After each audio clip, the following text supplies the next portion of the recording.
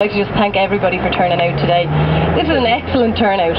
I'm really impressed. I'd like to thank everybody from IPSC and from IRG, from Students in Solidarity and every other group who've turned out here today, members, supporters and people who just happen to be passing by. It's great to see such a good turnout.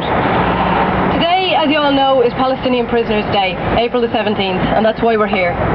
All over the world, alongside brutal physical oppression and psychological warfare, the imprisonment of members of indigenous communities who resist occupation has always been part of the repertoire of colonial regimes, and Israel is no exception to this rule. As Dahi said, since the beginning of the occupation of the West Bank and Gaza in 1967, over 650,000 Palestinians have been detained by Israel, forming approximately 20% of the total Palestinian population in these areas.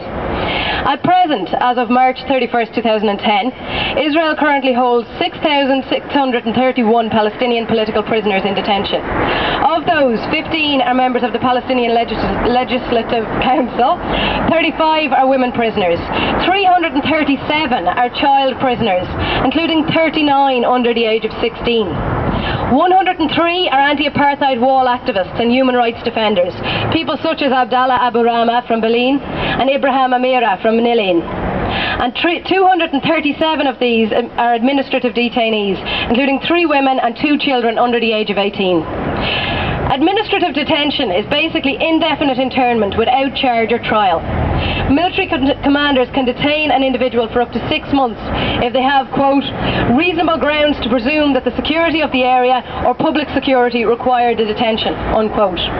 Detention can continue indefinitely, and detainees are not informed of the reasons for their detention, nor are their lawyers.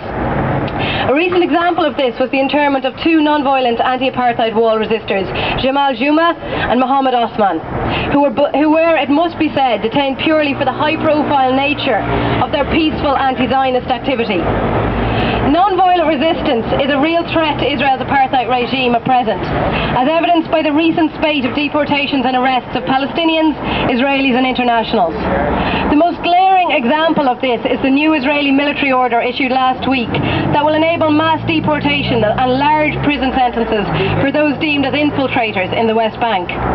Many of you are here today because you may have visited Bil'in and taken part in the Friday protests against the apartheid wall, which cuts their village in 2.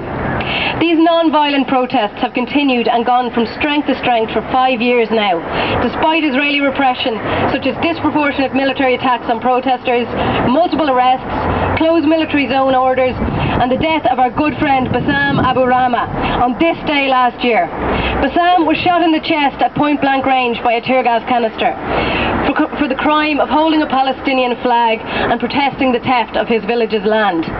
We'd like to honour Bassam for all of the good work that he has done, and I'm honoured to see that the Israeli embassy have put their flag at half-mast for killing an innocent Palestinian on this day last year.